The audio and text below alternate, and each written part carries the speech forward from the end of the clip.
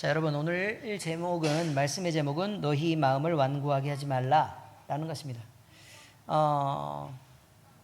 사람이 말을 하면요, 말을 들어야 될 거 아닙니까? 그렇죠. 대화를 하면 무슨 대화를 통해야 되죠. 부부가 서로 얘기를 하고 있는데 한 사람은 열심히 말을 합니다. 그런데 한 사람은 그냥 들은 둥 마는 둥 이렇게 하면 승질이 날까요, 안 날까요? 엄청 승질이 나겠죠, 그죠? 그런 일 당해 보셨어요? 당해 보셨어요? 네, 그렇군요. 자, 어쨌든 서로 말을 들어야 됩니다. 옛날에 조선시대에는요, 부모님이 얘기를 하면 엄청 중요하게 생각하고요. 그 말을 이렇게 가슴에 새기고 있다가 이렇게, 꼭 행동으로 옮기려고 그렇게 애를 썼었습니다. 그런데 요즘에는, 유교적 질서가 어긋나서 이렇게 부모님의 말씀도 잘 듣지도 않고 또 부모님의 권위도 이렇게 무너지는 그런 세상이 되었습니다. 그런데 여러분, 유교보다는 성경 말씀이 훨씬 더 중요하지 않습니까? 그렇죠. 하나님이 말씀하셨다. 이건 훨씬 더 중요한 얘기입니다.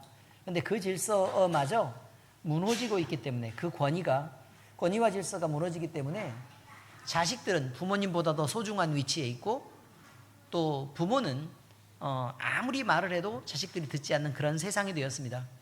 우리 그리스도인들이라도 하나님을 가르치려고 하면 부모님이 자기의 위치와 권위를 가질 수 있어야 합니다. 그래야지만 하나님을 배울 수 있습니다. 예를 들어서 아버지의 권위가 없으면 그 권위 있는 하나님을 배울 수가 없습니다. 그냥 친구 같은 아버지 해가지고 늘상 이렇게 좋고 맨날 말 들어주고 이렇게 하잖아요. 그죠? 그럼 우리 아버지만 생각나는 거예요.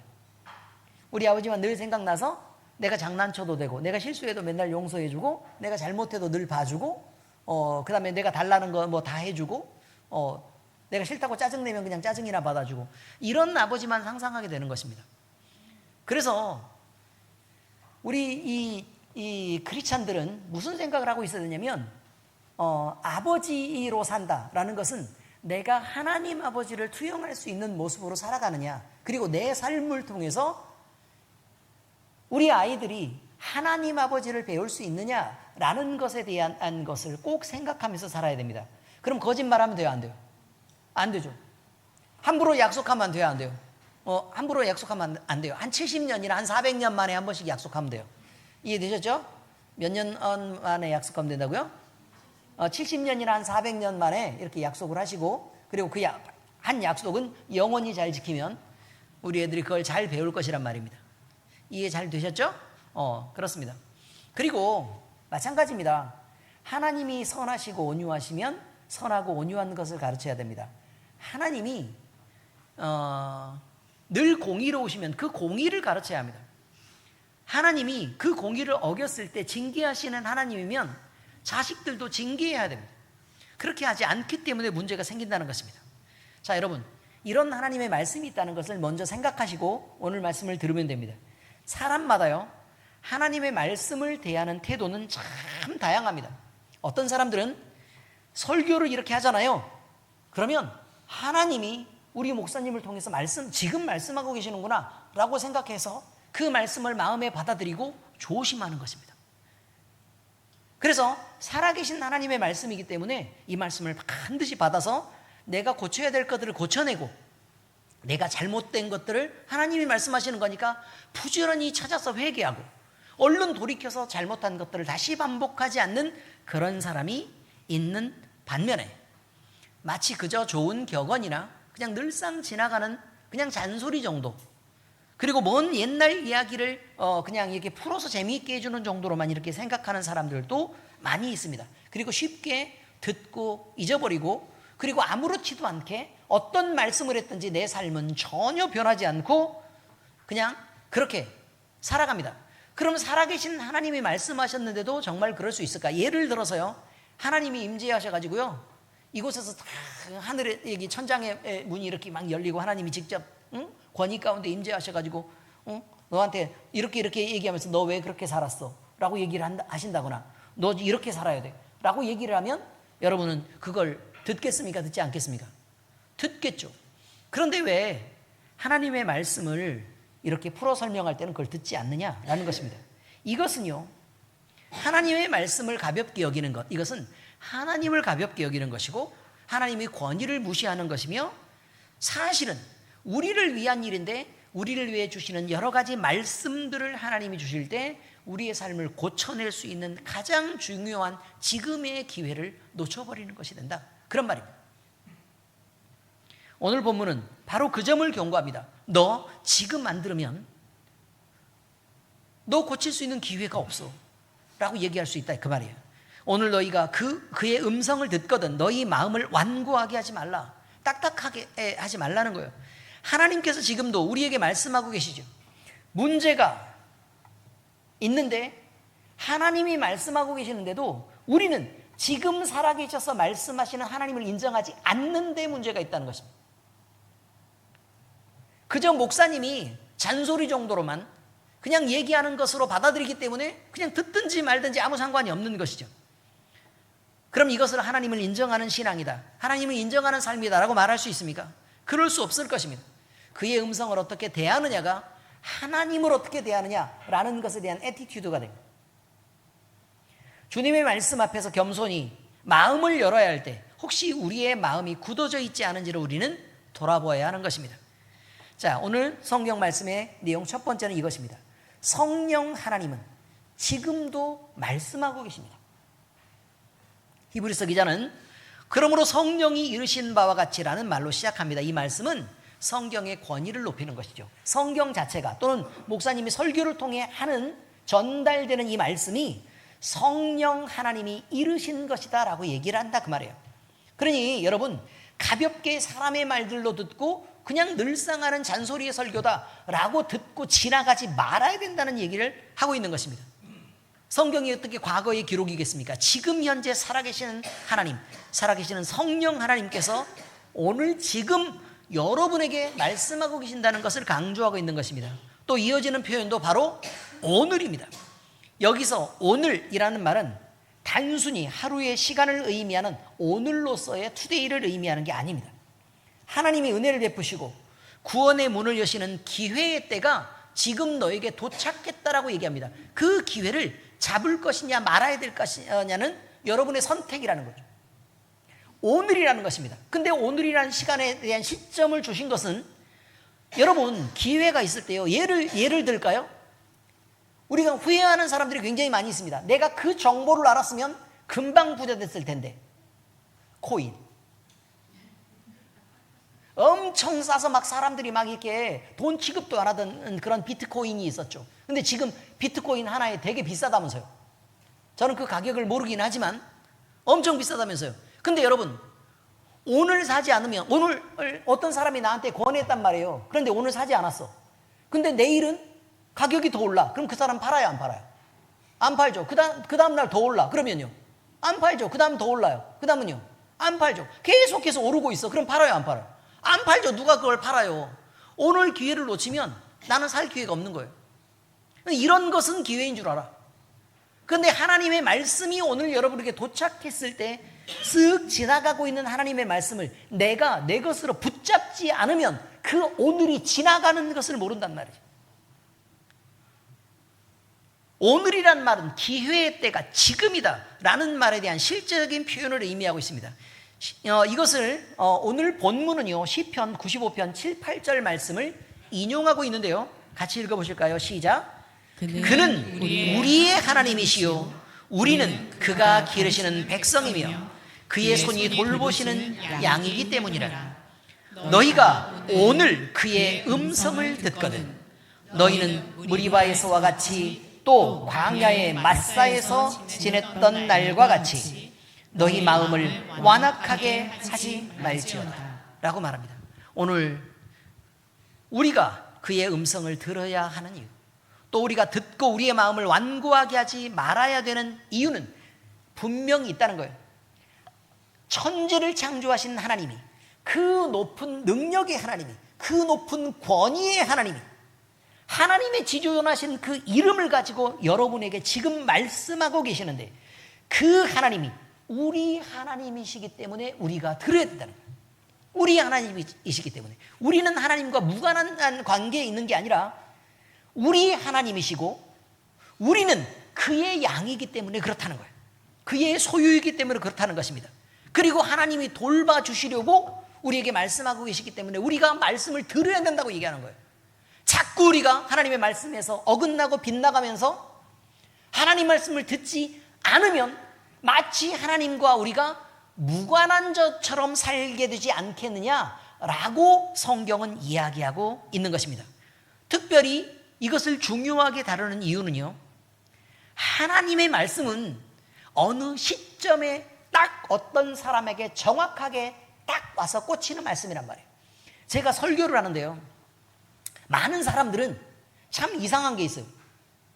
제가 설교를 할 때는 기본적으로 누구를 기준으로 해서 설교를 한다 그랬죠? 예수님이요? 목사님. 저는 제 마음에 회개할 것들을 먼저 생각하고 제가 잘못한 것들을 먼저 생각합니다.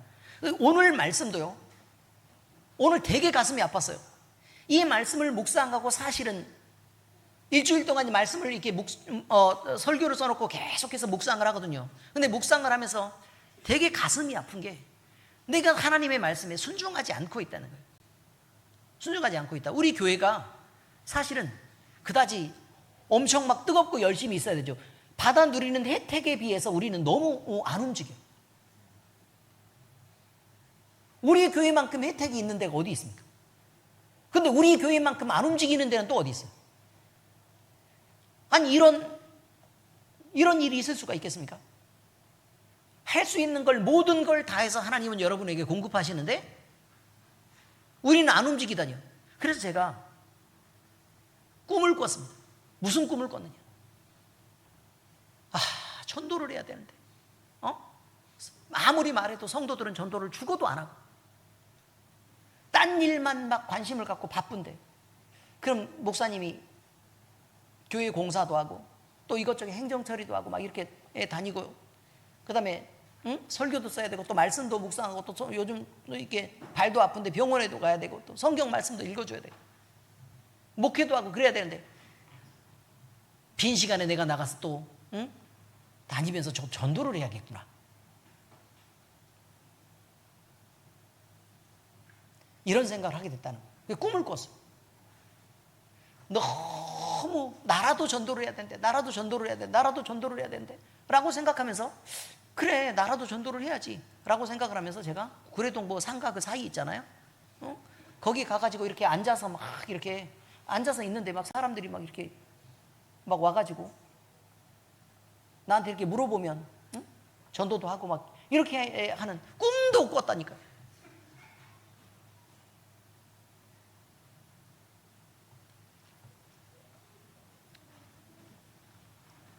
왜 가슴 아프지 않습니까? 우리는 왜 하나님의 말씀이 우리에게 전달될 때 왜 우리는 완악하게 삽니까? 하나님의 말씀을 듣고 미룰 수 있는 것입니까? 아닙니다.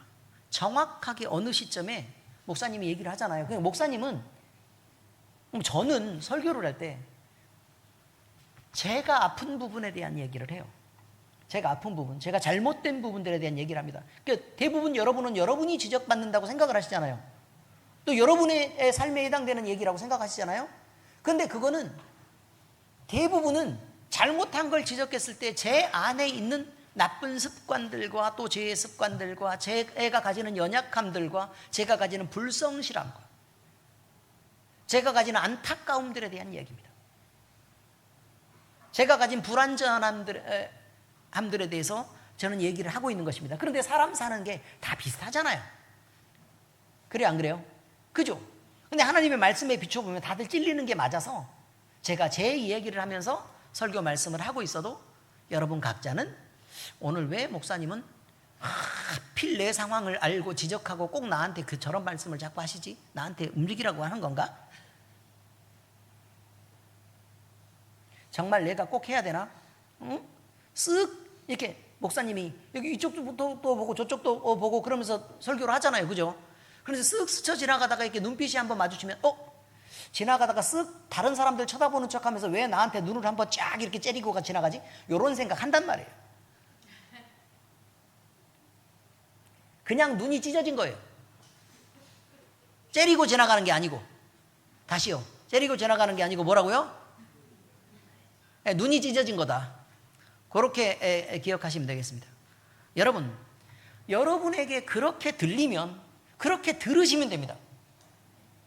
그게 하나님의 말씀이기 때문에 그렇다는 거예요.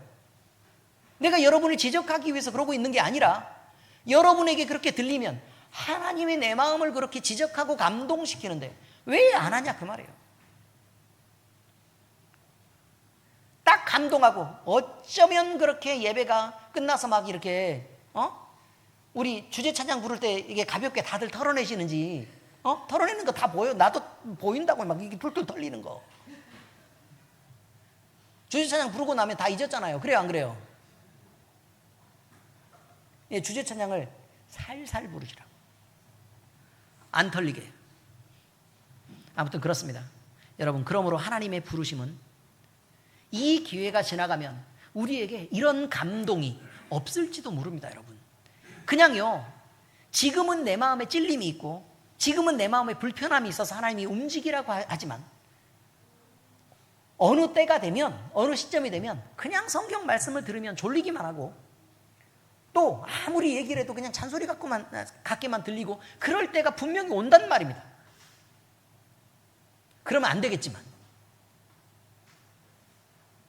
그런 찔림이 있고 감동이 되는 그때에 받고 움직이지 않으면 안 되는 것, 바로 그 부르심, 또 그때의 응답, 이것이 하나님이 우리에게 역사하시는 지금이라는 시점이라는 거예요. 자, 구속사적으로 보면요, 구속사, 이건 뭐예요?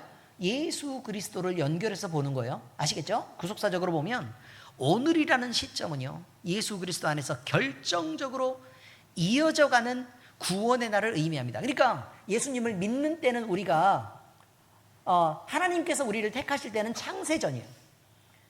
근데 우리가 살아가다가 예수님을 믿어야 구원이라는 게 오는 거잖아요. 그죠? 근데 그 믿는 시점이라는 게 있는 거란 말이에요. 그런데 그 구원은 그냥 그 순간으로 끝나는 게 아니에요. 살아가면서 우리가 느끼면서 보면 하나님께서 우리에게 주시는 은혜가 구원받은 우리가 예수 그리스도를 마음으로 영접하는 그 시점 이후라도 끊임없이 우리 마음속에 감동되고 우리의 죄의 습관들을 털어내는 성장들이 이어지고, 그 다음에 하나님의 말씀으로 우리 마음속이 막 두렵고 떨림으로 막 이렇게 부들부들 떨리는 그런 감동들이 점점 이어져가는 구원 사역을 성화라 그래요. 성령 하나님께서 우리에게 일으키시는 거죠. 예수님께서 2000년 전에 십자가에서 이루어진 구속의 사역이 있습니다. 그럼 지나갔잖아요. 근데 구원은 우리에게는 이미 태어나지도 않았었는데 아직. 근데 우리에게 구원이 그때 임했다라고 얘기한단 말이에요. 아시겠어요? 그때 구원이 임했어요. 그런데 그 임한 구원이 우리가 믿을 때에도 임하고, 또 우리가 말씀을 받을 때에도 임하고, 우리가 깨달을 때도 임하고, 성경을 읽을 때도 임하고, 또 미래에도 하나님 우리를 이끌어 가시는 그 모든 과정 속에 구원이 역사하고 계시고 살아계신다, 이런 말이에요. 그래서 지금 여러분이 서 있는 이 자리에서 능력으로 역사하는 것이 복음입니다. 그 복음을 받아들이는 사람들은 하나님의 능력도 그들의 능력으로 사용할 수 있는 거예요. 복음을 받지 않는 사람은, 하나님의 말씀으로 받지 않는 사람은 하나님의 말씀이 내게 있어도 그 말씀을 내 능력으로 사용할 수 없단 말이죠. 여러분의 인생이 변하기를 원하지 않습니까? 여러분 스스로 바꿀 수 있습니까? 아니죠. 그럼 어떻게 돼야 되겠습니까? 하나님이 우리에게 오셔서 역사를 해줘야 되죠. 그런데 하나님의 역사는 늘 말씀으로 역사하는 거란 말이에요. 무엇으로요? 성경 말씀으로요. 그러니 말씀을 많이 읽어둬야 돼. 왜? 무슨 말씀으로 나한테 막 복 주실지 모르거든. 아니, 어떤 말씀으로 나를 감동해가지고 새롭게 할 줄 모르거든. 그러니까 부지런히 읽어놔야지. 아니, 성경 말씀 하나도 아는 게 없으면, 그리고 하나도 외워놓은 게 없으면, 아니 도대체 하나님이 뭐 감동하시려고 해도 뭐 이렇게 신비적 방법이 아니고는 안 되잖아요. 뭐 갑자기 뭐 꿈에 나타나서 말씀하신다거든. 갑자기 나를 막 빛 가운데서 막 이렇게 도로 가운데서 쓰러뜨려 가지고 큰 빛으로 막 사도 바울처럼 막 눈멀게 하고 막 나한테만 음성이 들리고, 야, 이렇게 역사해야 되겠습니까? 요즘 같은 교통사고 당합니다, 여러분. 도로에서 그러면. 그것도 대로변이라는데.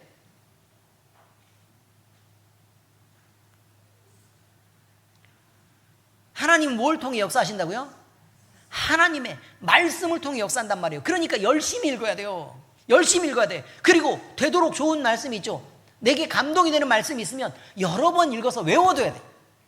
그래야 그 말씀이 자꾸 나를 찾아오고 나를 만지고 나를 새롭게 하고 나를 변화시켜요.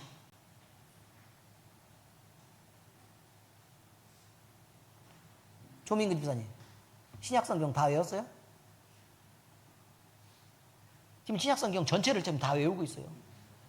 아니, 두꺼운 법전도 못 외웠는데 내가 그리스도인으로서 신약성경도 못 외워서야 되겠냐? 그렇게 외우고 있어요, 지금. 밑줄 그으면서 막 열심히. 성경책이 걸레가 됐어, 아주. 새 거 하나 사줘야 되니. 여러분, 예수 그리스도의 복음, 그리고 우리를 변화시키는 복음은 들은 사람이 그 자리에서 반응하지 않으면 안 되는 거라, 그 말이에요. 그 자리에서 통회자복하고 엎드려질 때, 우리에게 막 감동이 있을 때 막 이렇게 회개의 영이 막 우리를 뜨겁게, 그럼 막 내가 잘못한 것들이 막 생각나고, 그래서 막 주님 앞에 기도하고 싶고, 그런데 굳이 꾹 참아. 뭐 하는 짓이요? 얼른 다른 사람과 분리해야 돼. 그리고 하나님 앞에 얼른 손을 모으고 눈을 감아야 된단 말이에요. 그리고 나서 그때 막 기도를 해야 돼. 기도할 수 있을 때 기도해야지. 그 순간 지나가면 기도 안 나와요. 미안하지만. 지나가면 끝이라고요. 하나님이 역사하시는 바로 지금 그 순간, 성령 하나님이 역사하시는 지금 그 순간이 여러분과 하나님이 만나는 때란 말이에요. 그때를 귀하게 여기고, 그때를 소중하게 여겨서 하나님 말씀하실 때 그것을 내가 붙잡고 있으면, 그 자리에서 그리스도의 능력이 나타나고 나를 변화시키고 내 주변을 변화시키고 내 환경을 변화시키는 그 어마어마한 기적의 역사가 그때 나타난다는 말입니다. 바로 지금 하나님은 우리 마음속에 우리와 화평하자고 찾아오십니다. 나랑 좀 친하게 지내자, 나랑 좀 가까이 있자 라고 말씀하시죠. 그런데 굳이 우리가 하나님을 밀어내고 그렇게 살아야 되겠습니까? 우리가 해야 할 일은 미루지 않고 지금 하나님의 말씀을, 우리의 마음을 말랑말랑하게 이렇게 해서 부드럽게 받아들이고 그 말씀에 온유하게 반응하는 것입니다. 온유하다는 말은 무슨 뜻이라고요? 말씀에 길들여지다. 그냥 익숙하게 하나님의 말씀에 순종할 수 있어야 된다는 것입니다. 오늘 꼭 나에게 하신 하나님의 말씀이 있다면 반드시 그 감동에 귀를 기울이고 마음을 열어서 순종해야 된다는 것입니다. 그리고 반드시 그것을 기억해야 돼요. 그리고 그것대로 움직여야 된답니다. 이렇게 말씀을 듣고 순종하는 바로 그 사람만 하나님의 풍성한 은혜와 능력의 장중에 붙잡혀서 그렇게 살아갈 수 있는 것입니다. 우리 모두 그렇게 되기를 예수 그리스도의 이름으로 축복합니다. 자, 두 번째, 마음이 굳어져 버리면 은혜의 초청은 멀어집니다. 우리 화단이 있잖아요, 화단. 그죠? 화단이 있는데 화단에 물을 줍니다. 그죠? 물을 줘요. 왜냐면 우리 식물들이 많이 있기 때문에 그 화단에 물을 많이 줘야 됩니다. 그런데 땅이 딱딱하게 굳어 있으면요, 땅이 딱딱하게 굳어 있으면 물을 주면 자꾸 옆으로만 흐르지 속으로 스며들지를 않습니다. 그럼 어떻게 해줘요? 땅을 갈아엎고 파고 뒤집죠? 그럼 말랑말랑하게 이렇게 됐단 말이에요. 그때 물을 주면 어떻게 돼요? 물을 쫙 빨아들입니다. 이해가 잘 되시죠? 그냥 그런 거예요. 그래서 우리 마음을 어떻게 놔야 되느냐라는 얘기를 지금 하고 있는 것입니다.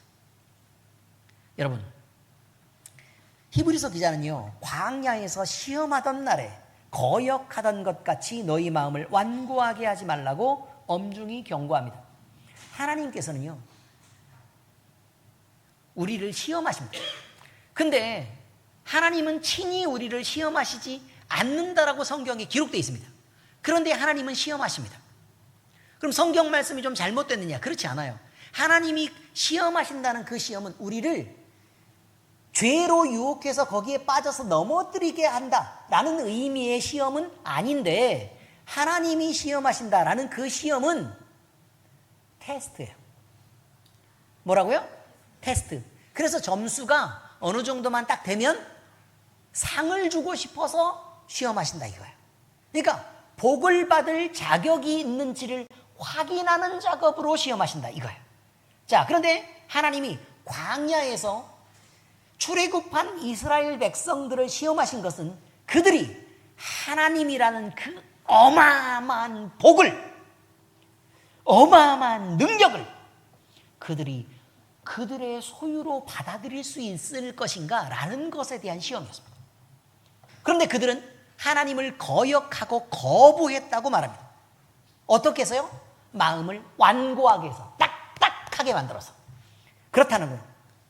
스클레리노라고 얘기하는 원어는 굳게 하다 또는 단단하게 하다라는 말의 의미를 담고 있습니다. 그래서 그런 말을 하는 거예요. 완고하다라는 말은 딱딱해서 다른 어떤 것도 받아들일 수 없게 했다,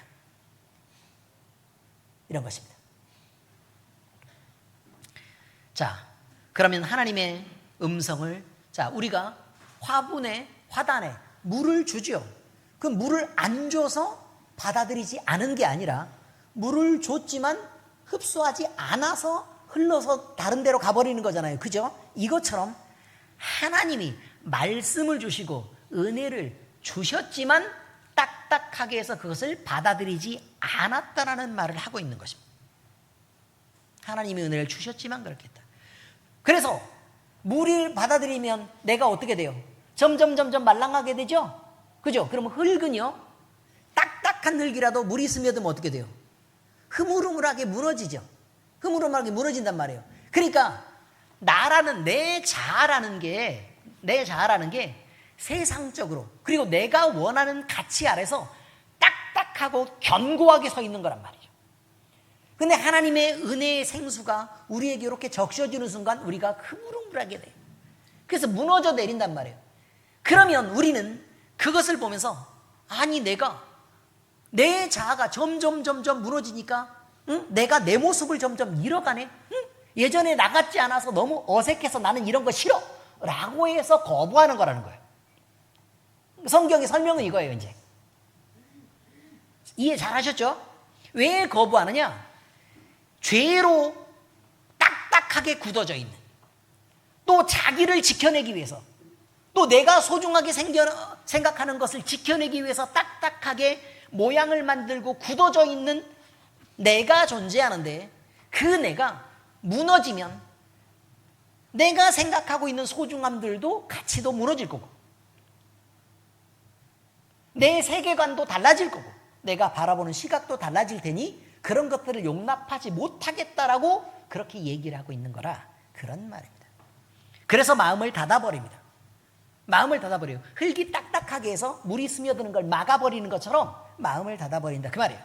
그래서 더 이상 물의 영향을 받기를 거부하는 것입니다. 받아들이지 않는다는 것은. 그러면 우리가 말씀을 받지 않는 것은요, 하나님이 우리를 적셔서 우리가 촉촉해지고 부드러워지는 것을 우리가 거부하는 거다, 그렇게 말합니다. 출애굽기 17장 2절에서 7절까지 보면 출애굽한 이스라엘 백성들은 그때 광야를 지나고 있었습니다. 사막 땅입니다. 사막은 매우 건조하죠. 예, 건조합니다. 그런데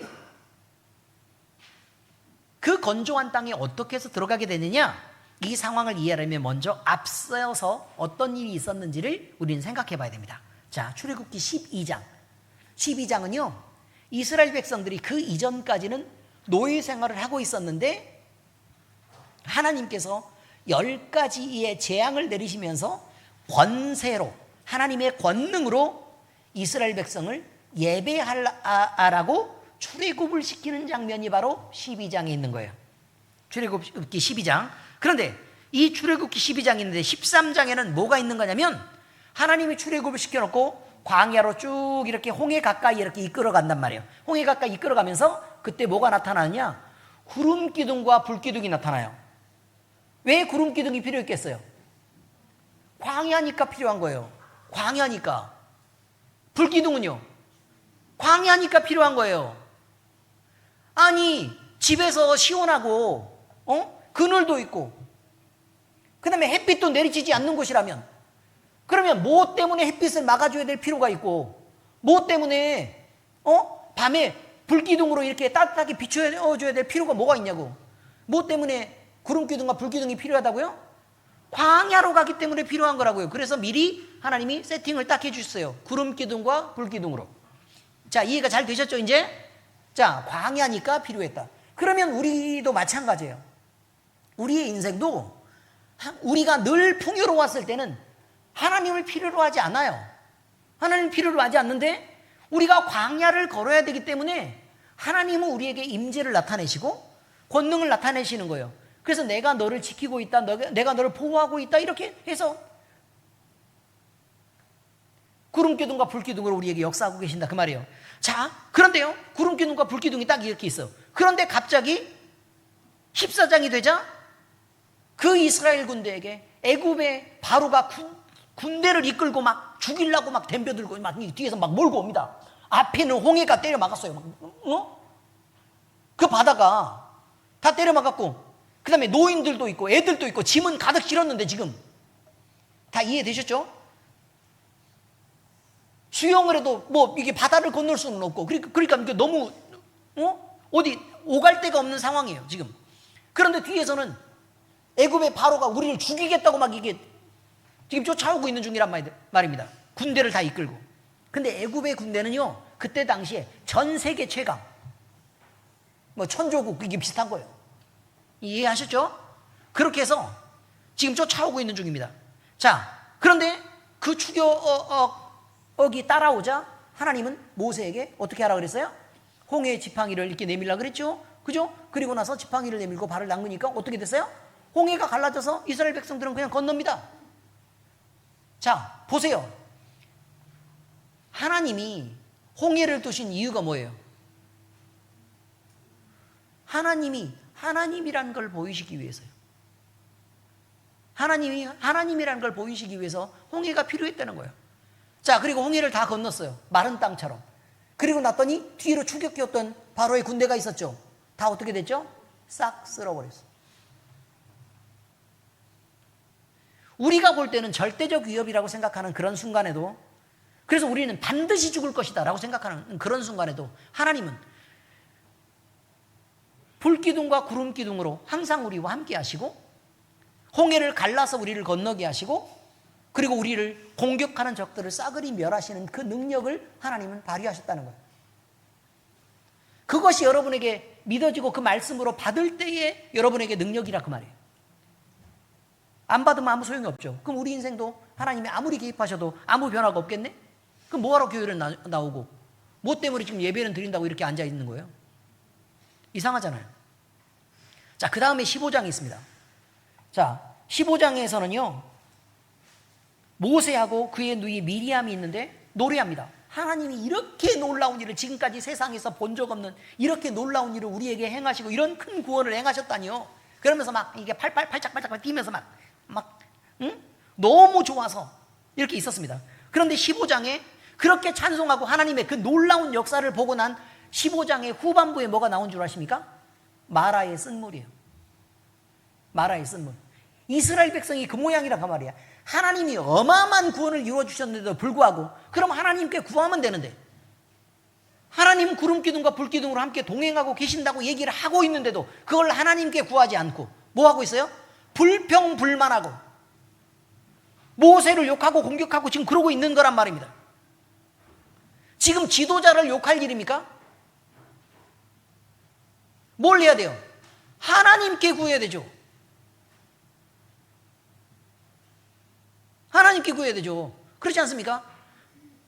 신앙은 목사님이 책임이 아니에요. 누구 책임이라고요? 여러분 각자의 몫이란 말이에요. 꼭 자기가 안 하는 사람들이, 뒤에서 불평하는 사람들이 많아. 교회에 불만 있는 사람들이 다 그래요. 아니, 우리 교회에는 안 그런데 어떤 교회들은 그런다 그 말이에요. 교회에 불만 있는 사람들이 꼭 그렇다고. 예를 들어 기도를 안 한다, 이런 불만이 있는 사람들이 있어. 아니, 기도를 안 하면 그 몫을 자기가 하면 되지. 우리 교회는 교회에 나와서 기도를 안 한대. 자기가 교회에 나와서 기도를 하면 누구라도 기도하고 싶은 사람이 붙을 거 아니에요. 뭘 시작도 안 하고 자기는 아무것도 안 하면서 누가 하지 말래? 봉사를 안 한다. 보이는 거 있으면 자기가 하면 되지. 그렇지 않습니까? 우리 교회는 사랑이 부족해. 아니 내가 사랑을 많이 줘. 그럼 되지. 소외된 사람들 찾아가고 약한 사람들 찾아가서 몽땅 많이 사랑하면 될 거 아니에요. 그럼 나를 본 사람들이 다 이 교회는 사랑이 풍부해요. 어쩌면 권사님은 그렇게까지 사랑이 많으세요. 집사님은 어쩌면 그렇게 사랑이 많으세요. 그럴 거 아닙니까? 이해되셨어요? 남 얘기가 아니란 말이에요. 내가 할 몫을 하나님이 나에게 감동하시면 그 말을 내가 듣는 거라고. 남한테 시키는 게 아니라 함께 합시다. 아이 그러지 말고 너부터 해 라고 하나님은 주시는 거잖아요. 제가 기도할 때는 뭐라고 얘기했어요? 하나님의 뜻이냐? 첫 번째. 두 번째는요? 지금입니까? 아니 그게 하나님의 뜻이고 지금 하라 그러면 내가 먼저 시작하면 지금이 나는 지금인데 남들은 지금 아닐 수 있잖아요. 그래요 안 그래요? 너는 먼저 기도하는 그 집사님 또 그 권사님 그 장로님이 먼저 기도하면 가서 이렇게 보고 많이 부러워하고 막 이렇게 많이 이렇게 막 재고 따지고 막 이렇게 재고 막 달고 이렇게 하다가 아이씨 그래도 기도하는 게 좋겠다. 그래서 한번 나가볼까 하고 맨 뒷자리에서 앉아서 그렇게 시작하는 거야. 그게 하나님의 때야라고 말할 수도 있는 거라고.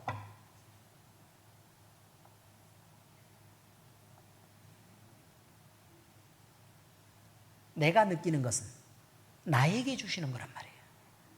남이 못 느끼는 건 하나님이 남에게 그렇게 역사하지 않아서 그래요. 은혜를 받은 사람이 은혜를 못 받은 사람한테 손가락질하면서 너는 왜 그런 말씀도 못 들었어? 라고 자꾸 지적하면 너는 왜 그런 감동을 못 받다? 라고 지적하면 돼요 안 돼요? 안 되죠. 아니 받지도 못했는데 걷다가 지적까지 받으면 억울하지. 그러니 여러분 느껴지시는 사람이 먼저 하는 거예요. 그게 나에게라 그러면 내가 하면 돼요.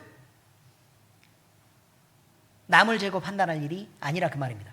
자, 그 다음에요. 또 있어요. 그런데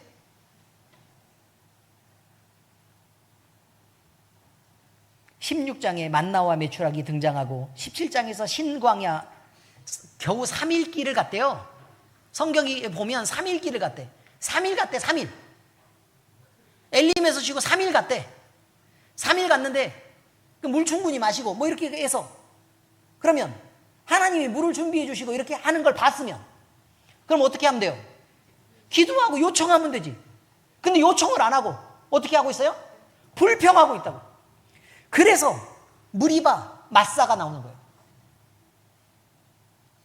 왜 하나님을 거부하고 대적하냐? 그런 장면이 지금 등장한단 말이에요. 그런데 여러분 하나님이 늘 은혜만 베푸신 것처럼 보이십니까? 무리바 마사 이후에 나오는 장면이 뭔 줄 아십니까?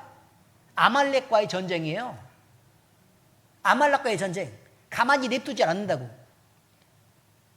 불평하고 불만하는 사람들에게 하나님 어떻게 해요? 전쟁을 줘서 쓸어버린단 말이에요. 찬송하고 감사하는 사람에게는 어떻게 해요? 하나님이 더 큰 은혜를 부어주시죠. 그 은혜를 갖고 누릴 수 있게 하시죠. 그 능력 속에 살게 하시죠.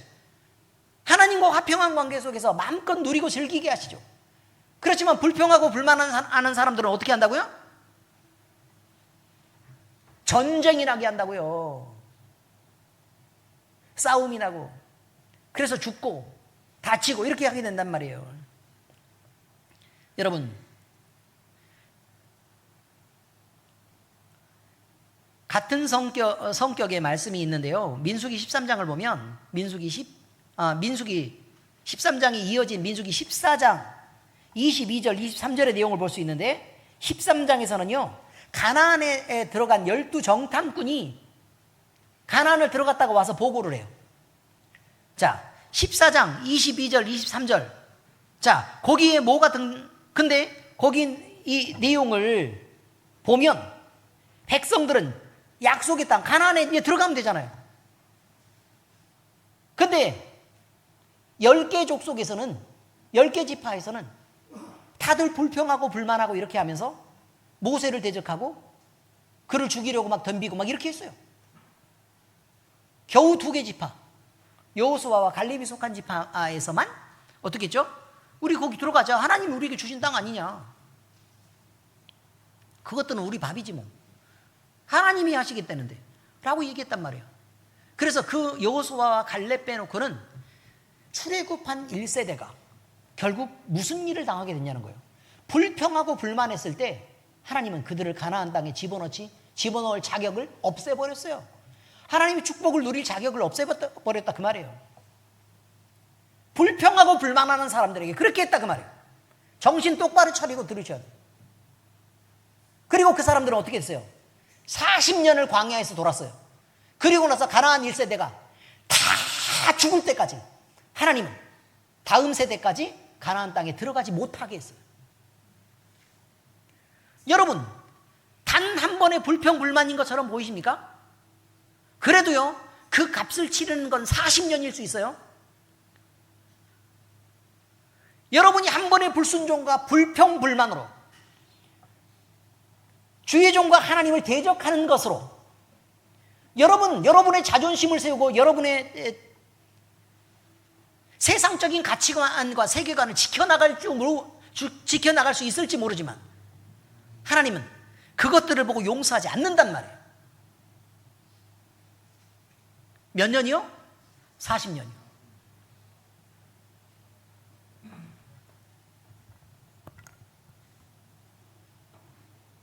여러분, 백성들은 그때 후회합니다. 광야로 나가서 넌 다시 돌아가 라고 얘기했을 때요, 백성들은 불신앙이었지만 다시 막 우리가 들어가면 되죠 라고 막 이렇게 막 그렇게 합니다. 그런데요, 안 돼요.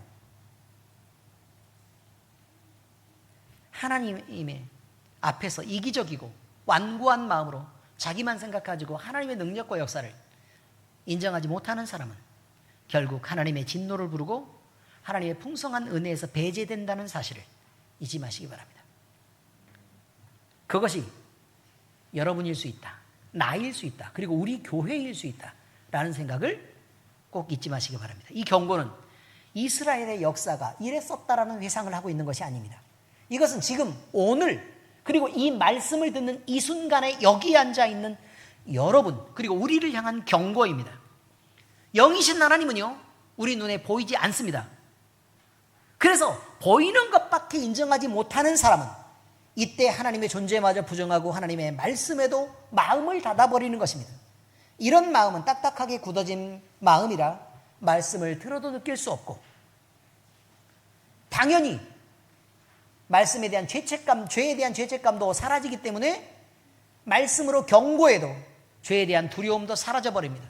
더 무서운 것은 심지어 하나님이 부르시고 말씀하셔도 전혀 감각할 수도 없고 반응할 수도 없는 영적 무감각 상태에 빠지게 되어 간다는 것입니다. 이런 상태에 대해서 로마서 1장 28절은 상실한 마음으로 표현하고 있습니다. 로마서 1장 28절입니다. 시작. 또한 그들이 마음에 하나님 두기를 싫어하며 하나님께서 그들을 그 상실한 마음대로 내버려 두사 합당하지 못한 일을 하게 하셨으니, 이 말은 하나님이 하게 했다는 말이 아니라 방치하셨다라는 뜻입니다. 하나님을 느끼지 못하는데 그 상태로 하나님이 그냥 살아가게 하신 것, 이것이야말로 가장 큰 심판입니다. 구속자적으로 볼 때 하나님은 돌 같은 우리의 마음을 제거하시고 새 마음을 주시기 위해서 예수님을 보내시겠다는 약속을 주셨습니다. 에스겔서 36장 26절입니다. 시작.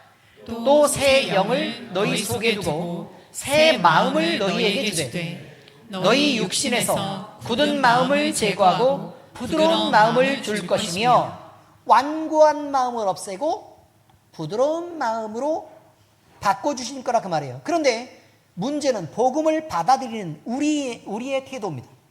은혜와 회복의 복음이 선포되고 성령 하나님이 아무리 마음의 문을 두드리면서 문에서 나왔다, 문 좀 열어다오 라고 아무리 기다리셔도 들어야 되는 우리가, 또 문을 열어줘야 되는 우리가 마음을 닫고 완고하게 반응한다면 그 은혜의 길은, 예수님은 못 들어오죠.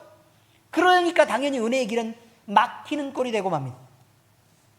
완고함은 단순히 우리가 고집을 부리고 있다는 뜻이 아닙니다.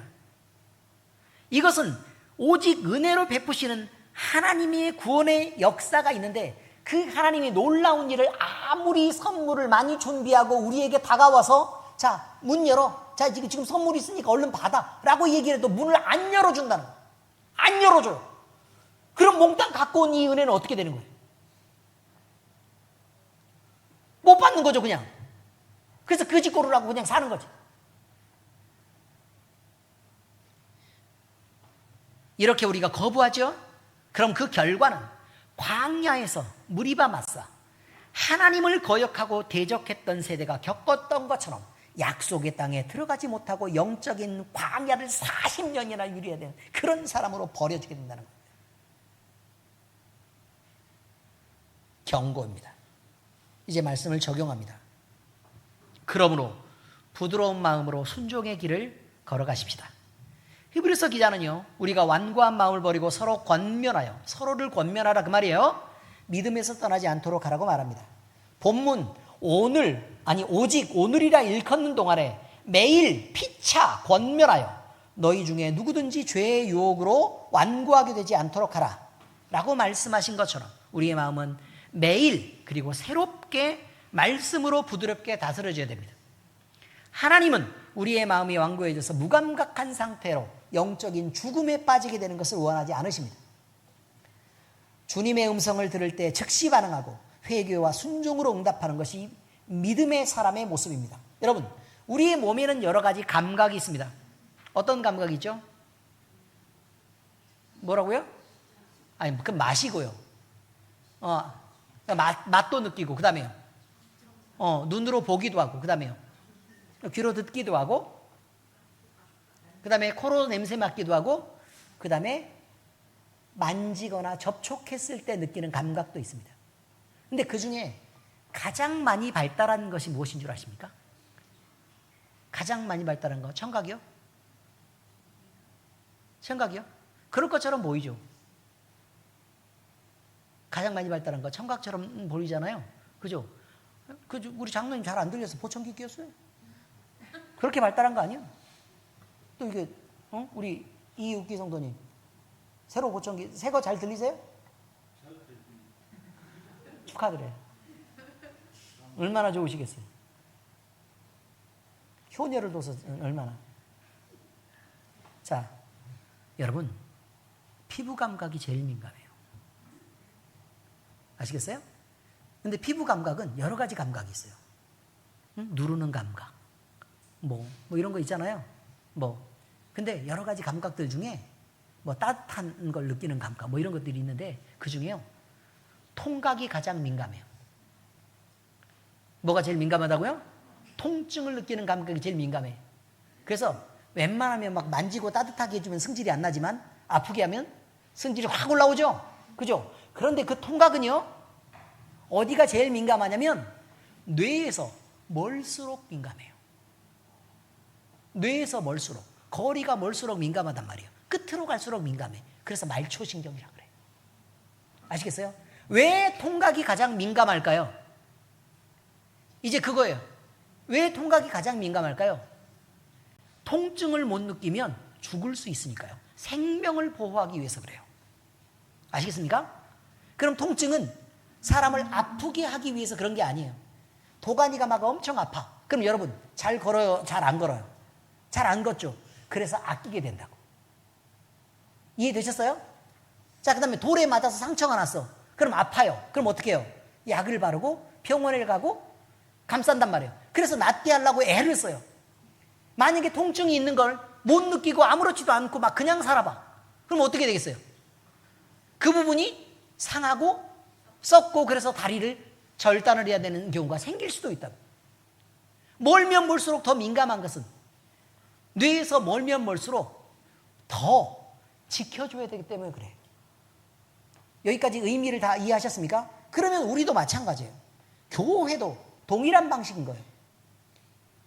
어떤 감각이 제일 민감해져야 돼요? 사랑이 많아서 우리는 너무 좋은 교회예요 라는 감각이 민감해져야 되겠어요? 당연히 그것도 있어야 되죠. 우리 교회는 따뜻해요. 이것도 있어야 돼요. 그렇지만 뭐에 민감해져야 되느냐?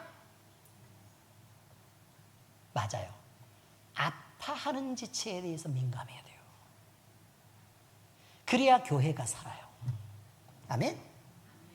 하나님께서 그렇게 하셨단 말이에요. 그런데 아파하는 지체는 교회의 중심으로부터 멀어져 있어요. 그래서 아파. 이해하시겠습니까? 예수 그리스도에게로 더 가까이 나오면 아파도 안 아파. 멀수록 아파요. 그리고 멀수록 아플수록 약해요. 멀수록 소외돼요. 근데 그것이 더 귀해요. 그렇기 때문에 약하고 먼 지체들이, 소외된 지체들이 아파하는 그 느낌, 그 감각에 대해서 민감해야 된다는 거예요. 교회는 그래야 돼요. 그래야 살아요. 하나님이 괜히 우리 몸에 이런 감각을 주신 게 아니에요. 우리 몸은 교회고 성전이라 그랬죠. 교회가 그렇다고요. 그러니 교회의 감각도 그런 거겠죠. 그래서 성경에서는 맨날 뭐라 그래요? 교회를 우리 몸의 각 지체에 자꾸 비유해서 설명하죠. 그러니까 이런 지혜가 있음을 늘 이해하고 계시라, 이런 말입니다. 그러므로 성도는 서로의 삶을 돌아보아야 합니다. 격려해야 됩니다. 말씀으로 붙들어 매줘야 됩니다. 그래서 공동체가 서로 건면하지 않을 때 서로 마음이 굳어지고 죄의 유혹 가운데 흔들릴 수 있고, 그 다음에 약해서 넘어지고 쓰러질 수 있고 아파서 고통당하는 그런 지체에게 우리가 더 많은 관심을 갖고 더 많이 따뜻해져야 된다라는 것을 지금 말씀하고 계십니다. 그리고 그 말씀을 우리가 수용하는 우리는 온유한 마음으로 그것들을 받아들여서 지금 바로 하나님이 우리에게 주신 은혜, 그 말씀, 그리고 나에게 다가오는 그 감정의 자극들에 대해서 우리가 반응해야 된다는 것입니다. 고린도후서 6장 2절입니다. 시작. 이르시되 내가 은혜 베풀 때에 너에게 듣고 구원의 날에 너를 도왔다 하셨으니 보라 지금은 은혜 받을 만한 때요 보라 지금은 구원의 날이로다. 여러분이 은혜를 받을 만한 때요, 여러분이 구원을 받고 있는 때입니다. 그럼 구원을 받고 있는 여러분, 은혜를 받고 있는 여러분은 어떻게 반응해야 된다고요? 온유함으로 수용하고, 그리고 그 수용한 말씀을 여러분이 행동해서 지켜내는 것으로 하나님 앞에 내어드려야 된다는 거예요. 우리 이 대표 기도할 때요, 제가 늘 생각하는 건데, 하나님 아버지 이렇게 해주시고 이렇게 해주시고 이렇게 해주시고 이렇게 해주시고 이것만 자꾸 얘기하는 사람들이 있어요. 여러분 그러지 마세요. 기도의 구조적인 완성은 주님이 우리에게 주시는 것으로 끝난다고 얘기하지 않았습니다. 뭐라고 얘기를 했어요? 금요예배 때 얘기했나요? 그죠? 금요예배 때 뭐라고 얘기했냐면, 자, 금요예배에 안 나오시는 분들이 계시니까 말씀드릴게요. 하나님은 우리에게 결핍을 주신다는 거예요. 그 결핍을 통해서 하나님 앞에 뭐하게 만들어요? 기도하고 간구하게 만드는 거예요. 그러면 하나님이 그것을 들으시죠. 듣고 어떻게 하신다고요? 응답하시고 은혜를 주세요. 그러면 은혜를 받은 우리는 복과 풍요로움 속에서, 그 하나님의 풍부함 속에서 거할 수 있게 돼요. 그런데 우리는 이것으로 끝난단 말이에요. 근데 그게 끝이 아니라고 얘기했어요. 그러면 이것을 가지고 뭐를 해야 된다고요? 하나님 앞에 어떻게 내어드릴까? 라는 것을 작정하고 그것을 행동하는 것까지가 기도라 그랬어요. 자, 다시 요렇게라 그랬어요. 이렇게. 자, 우리가 그럼 하나님은 하나님의, 그래서 이런 우리가 행동하는 것, 작은 것 조각 하나씩을 모아서 어떻게 하신다고요? 하나님의 나라와 그의 의를 이뤄 가신단 말이에요. 이 각각의 프래그먼트들이, 이 각각의 조각들이 짜맞춰지면 하나의 완전한 그림이 만들어지는 거예요. 하나님 나라가 만들어지는 거라 그 말이에요. 그럼 하나님은 이 중간에 조각이 비는 걸 용납하세요? 안 하세요? 안 하죠. 그러니까 우리에게 뭘 요구해요? 너희가 헌신해라, 헌금해라, 그리고 봉사해라, 이런 걸 요구하는 거예요. 이해하시겠습니까? 무슨 말인지? 이렇게 받아내셔야 된다고요. 하나님은 반드시. 그럼 우리가 하나님의 영광을 위해서 드려야 돼. 그러면 드리려 그러면, 아니 여기에 드릴 게 있어야 드리지. 이해되셨습니까? 안 되셨습니까? 드릴 게 있어야 드리죠. 그러니까 어쩔 수 없이 하나님은 하나님은 받으시기 위해 이 조각을 채워서 하나님 나라를 메꿔내시기 위해서 반드시 하나님은 응답하고 복을 내리실 수밖에 없다는 거예요. 왜냐하면 하나님께 받은 것으로 하나님께 드리는 거니까. 이해되셨습니까? 그런데 주실 수밖에 없으려면 하나님은 뭘 요구하신다고요? 우리에게 기도를 요구하신다고요. 간구해야 뭘 주지. 아셨습니까? 간구해야 주죠. 무작정 막 베풀어 주신 게 아니라 그 말이에요. 간구해야 주죠. 그러면 하나님은 간구를 시키기 위해서 우리에게 뭘 줄 수밖에 없어요? 결핍입니다. 이게 중요한 거예요. 그럼 우리에게 결핍이 있으면 우리는 어디까지를 바라봐야 돼요? 하나님 나라의 완성에 대한 조각조각이 맞춰지는 것까지를 바라봐야 된다는 거예요.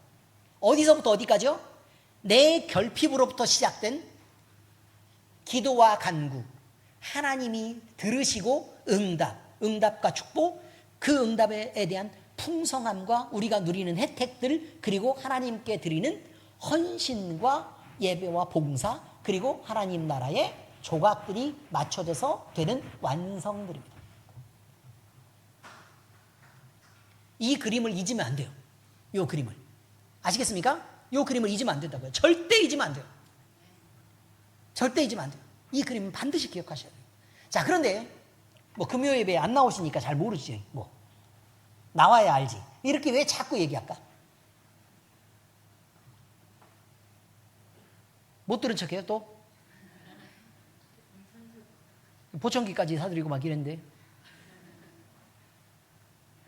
할 수 있으면 나와서 들으시는 게 유익이란 얘기를 말하는 거예요. 이렇게 좋은 말씀을 오늘 제가 얘기하지 않았으면 여러분 모를 뻔했어요. 근데 금요 예배 때 얘기하는 걸 내가 언제 다 얘기해줘요. 안 그래도 응? 목사님 설교 길다고 막 뭐라 그러는데. 이야, 우리 은교 집사 공감하면서 웃는 거 봐요. 자, 아무튼 이렇습니다.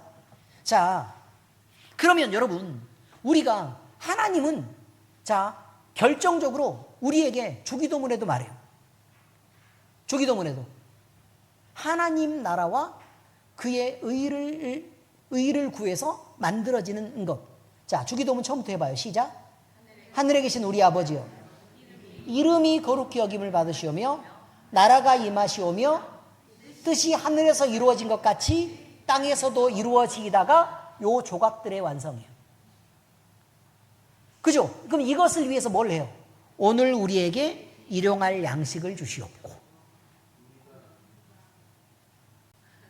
오늘 우리에게 일용할 양식들을 주시옵고. 주셔야 드리지. 의미를 이해하셨습니까? 그런 관계가 있다는 거예요.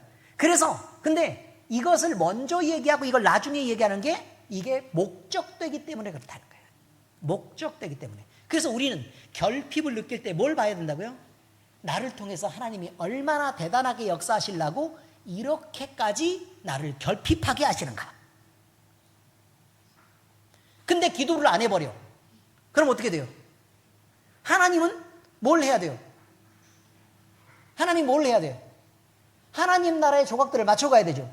그럼 이건 안 맞출 수 없는 거잖아요. 근데 나에게 결핍을 줘서 기도를 시켰어. 근데 내가 기도를 안 해. 안 해. 그래서 뭘 주고 응답할 수가 없어.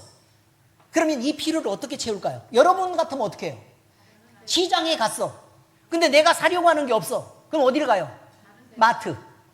자, 이렇게 된다고요. 촛대로 옮기신 하나님이라 그 말이에요. 우리가 기도하지 않으면, 결핍이 있는데 기도하지 않으면 우리가 결핍을 가진 그대로를 내비두고 다른 사람을 쓰세요.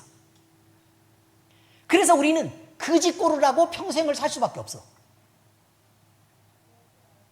왜 결핍이 그대로인가를 생각해야 돼요. 왜 여전히 나에게 결핍이 그대로일까?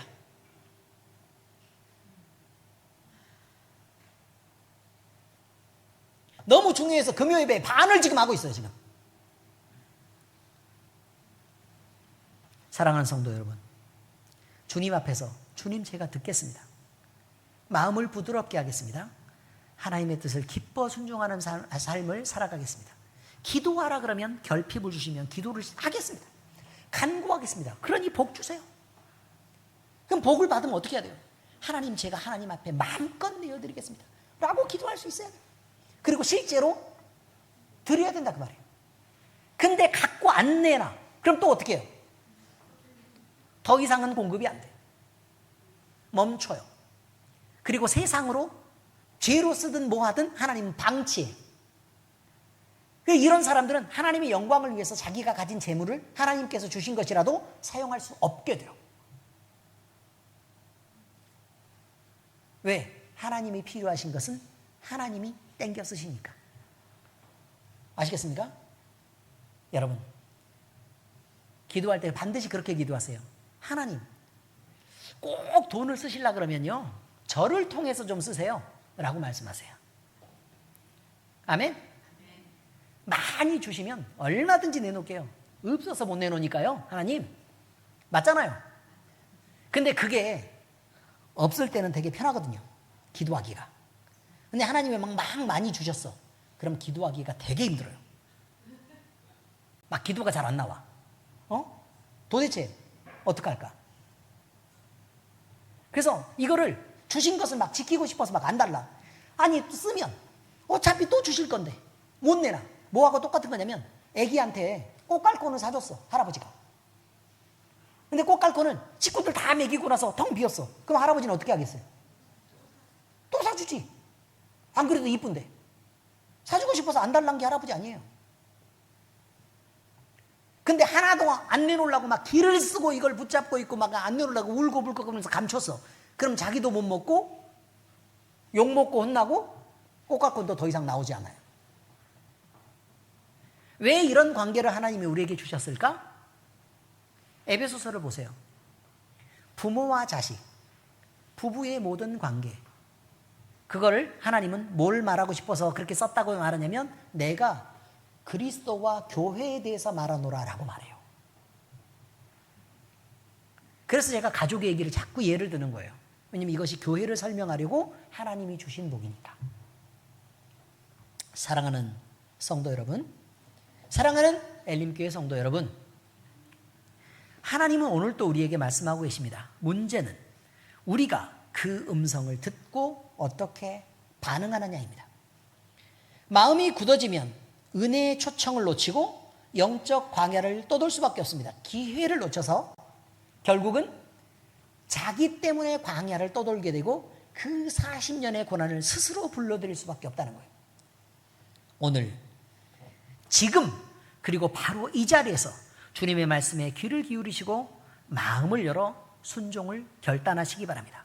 마음을 말랑말랑하게 하고 부드럽게 하시기 바랍니다.